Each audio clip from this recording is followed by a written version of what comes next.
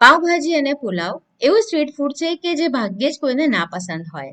તો આજે તમારી સાથે શેર કરવાની છું સ્ટ્રીટ સ્ટાઇલ ચટપટા પાવભાજી અને પુલાવની રેસીપી. જો તમે એકવાર આ રીતે ઘરે પાવભાજી પુલાવ તૈયાર કરી લીધા ને તો બહારથી તો ક્યારે પણ નહીં ખાઓ એવી મારી ગેરંટી છે. હલો ફ્રેન્ડ્સ, હું છું હેતલ. કિચન ક્રાફ્ટમાં તમારા બધાનું હાર્દિક સ્વાગત છે. તો ચલો આજની મજેદાર રેસીપી બનાવવાનું શરૂ કરીએ. એકદમ ચટાકેદાર પાવભાજી અને પુલાવ તૈયાર કરવા માટે પહેલા તો આપણે પાવભાજી માટેના જે શાક છે ને એ તૈયાર કરી લઈએ. તો અત્યારે મેં ડુંગળી, બટાકા, કેપ્સિકમ અને ફ્લાવર લીધું છે અને આ રીતે એને કટ કરી લીધું છે. આજે આપણે એકદમ સહેલી રીતે પાવભાજી અને પુલાવ તૈયાર કરીશું અને એ પણ એકદમ ચટાકેદાર એવા. તો અહીંયા આગળ આ રીતના મેં શાકભાજી લીધા છે અને થોડું મેં અહીંયા આગળ બીટ લીધું છે એટલે કલર એકદમ સરસ આવે. બીટને આપણે છીણી લેવાનું છે અને બટાકાની છાલ કાઢી આ રીતે મોટા ટુકડામાં કટ કરી લેવાના. અહીંયા આગળ મેં ડુંગળીને પણ ઝીણી કરી લીધી છે. જનરલી આપણે શું કરીએ છીએ કે પાઉંભાજી બનાવીએ ને ત્યારે ડુંગળીને અલગથી સાંતળીએ છીએ, પણ આજે આપણે કંઈક અલગ રીતે તૈયાર કરવાના છે. તો બધા જ જે શાકભાજી છે એને આપણે પ્રેશર કુકરમાં બાફવા મૂકી દઈશું. ટમેટા અને ડુંગળીને પણ આપણે એની અંદર સાથે જ એડ કરી દેવાના છે. અને બીટથી ખૂબ જ સરસ કલર આવે છે, પણ બીટ ખમણીને એડ કરવાનું. જો તમે થોડા મોટા ટુકડામાં રાખશો ને તો અલગથી તમારે પછી મિક્સરમાં એને ગ્રાઇન્ડ કરવું પડશે. અને આટલી ક્વોન્ટિટીમાંથી લગભગ 3 થી 4 વ્યક્તિ માટે પાઉંભાજી બનીને તૈયાર થશે. હવે એની અંદર આપણે 1.5 કપ જેટલું પાણી નાખી દેવાનું છે અને મીઠું અને હળદર પણ એડ કરી દેવાના છે.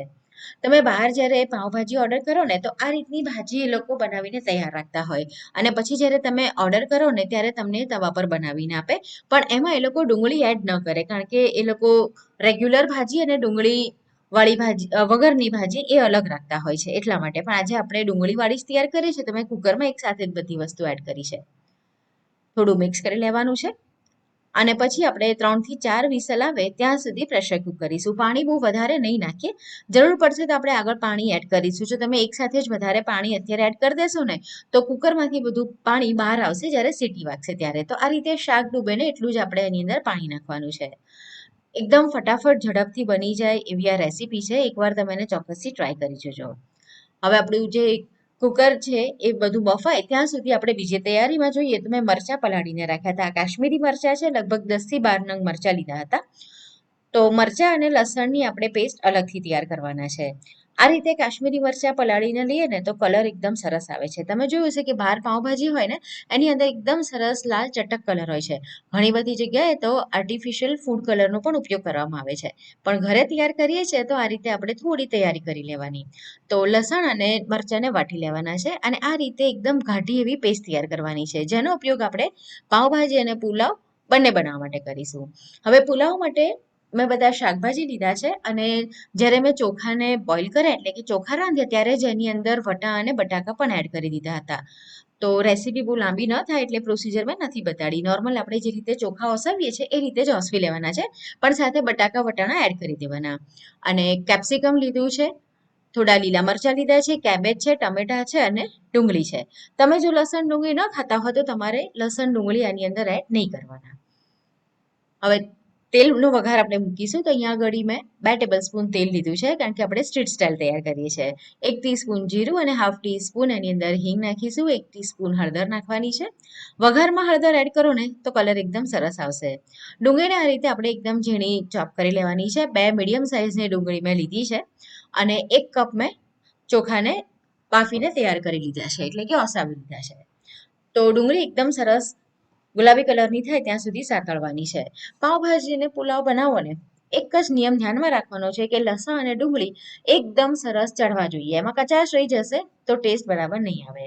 થોડા લીલા મરચાં એની અંદર એડ કરીશું અને આપણે જે પેસ્ટ વાટી છે ને એ ઉમેરી દેવાની છે. તો 2 મોટી ચમચી જેટલી મેં અહીંયા આગળ પેસ્ટ નાખી છે. સાતળવાનું છે એને પણ અને ગેસની ફ્લેમ સ્લો રાખવાની. બહાર તમે જોયું હશે કે સ્ટ્રીટમાં એક મોટા તવા ઉપર એ તૈયાર કરવામાં આવે છે, પણ ઘરે આપણે આ રીતે જે પેન હોય ને એમાં તૈયાર કરીશું. ન હોય તો તમે કડાઈ પણ લઈ શકો છો. કેપ્સિકમ એડ કરી દેવાનું છે અને સાથે આપણે થોડા ટમેટા પણ એડ કરવાના છે અને કેબેજ અહીંયા એડ કરીશું. તો કેબેજને આ રીતે એકદમ ઝીણી ઝીણી કટ કરી લેવાની છે. તમારામાં બીજા વેજીસ એડ કરવા હોય તો એડ કરી શકાય, પણ આજે આપણે બોમ્બે પાઉંભાજીની સાથે મળતો બોમ્બે પુલાવ બનાવીએ છીએ તો નથી કર્યા. સાથે પાઉંભાજીનો મસાલો નાખ્યો છે 1 મોટી ચમચી, કાશ્મીરી લાલ મરચું એડ કરીશું અને મીઠું સ્વાદ મુજબનું નાખવાનું છે, મિક્સ કરવાનું છે. મેં અત્યારે ઘરે બનાવેલો જ પાઉંભાજીનો મસાલો ઉપયોગમાં લીધો છે. તમે કોઈ પણ સારી બ્રાન્ડનો મસાલો ઉપયોગમાં લઈ શકો છો. સાથે એને થોડી વાર માટે આપણે એને રહેવા દઈએ એટલે બધો મસાલો છે એ સરસ રીતે મિક્સ થાય અને થોડું મેં બટર એની અંદર એડ કર્યું છે. તમારે આખો પુલાવ બટરમાં બનાવવો હોય તો બનાવી શકાય. અને અત્યારે પુલાવ બનાવવા માટે મેં જે શેલા બોઇલ બાસમતી રાઈસ આવે છે ને એનો ઉપયોગ કર્યો છે. તમે બાસમતી ચોખા પણ લઈ શકો, પણ બહાર જે પુલાવ મળે છે ને એમાં ચોખા તમે જોશો થોડા જાડા હોય છે, તો એ શેલા બોઇલ રાઈસ હોય છે. થોડો ફરીથી આપણે અહીંયા આગળ પાવભાજીનો મસાલો નાખીશું અને મિક્સ કરી લેવાનું છે. અત્યારે બધો જ મસાલો એકદમ સરસ રીતે મિક્સ થઈ ગયો છે અને તમે જો કલર પણ એકદમ સરસ આવ્યો છે. જોઈને કોઈ એવું નહીં કે આ તમે ઘરે તૈયાર કર્યો છે. ટેસ્ટમાં તો એકદમ પરફેક્ટ બહાર જેવો છે. છેલ્લે આપણે થોડો લીંબુનો રસ એની અંદર એડ કરવાનો છે. લીંબુનો રસ સૌથી છેલ્લે એડ કરવાનો અને ગેસ બંધ કરી દેવાનો છે. થોડી કોથમીર નાખી દઈએ તો સ્ટ્રીટ સ્ટાઇલ પુલાવ તો તૈયાર થઈ ગયો. આપણું કુકર પણ અત્યારે તૈયાર થઈ ગયું છે, એટલે કે શાકભાજી બફાઈ ગઈ છે. અને આ રીતે તમે એમાં બાફતી વખતે થોડું મીઠું ને હળદર નાખશો ને તો કલર એકદમ સરસ આવશે. હવે આપણે એને મેશ કરી લેવાનું છે.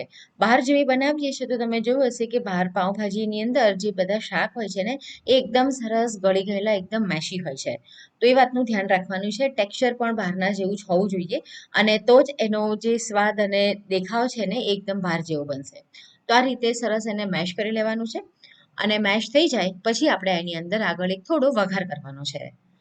આ પ્રમાણે તમે ખૂબ જ ઓછા સમયની અંદર ઘરે પાઉંભાજી અને પુલાવ તૈયાર કરી શકો છો.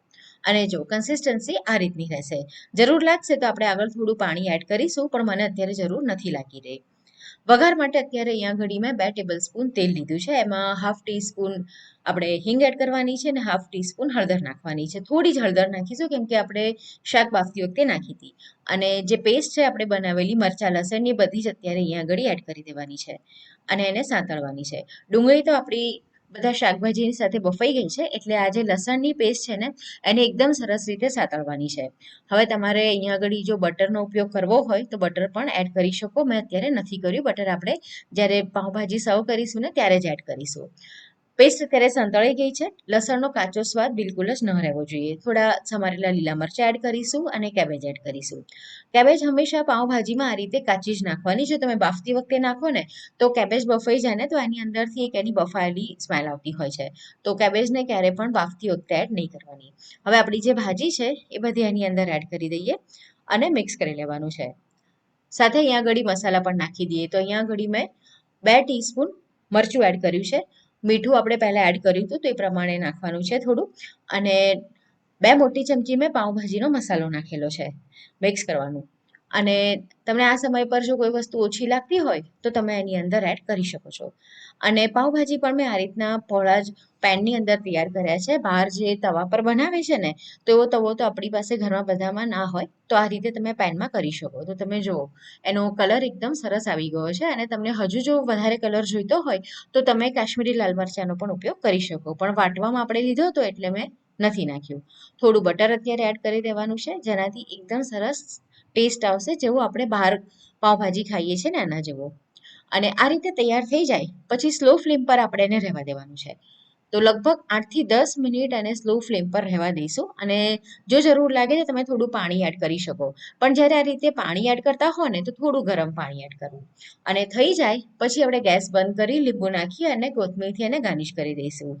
તો આપણા ગરમા ગરમ પાઉંભાજી અને પુલાવ તૈયાર છે.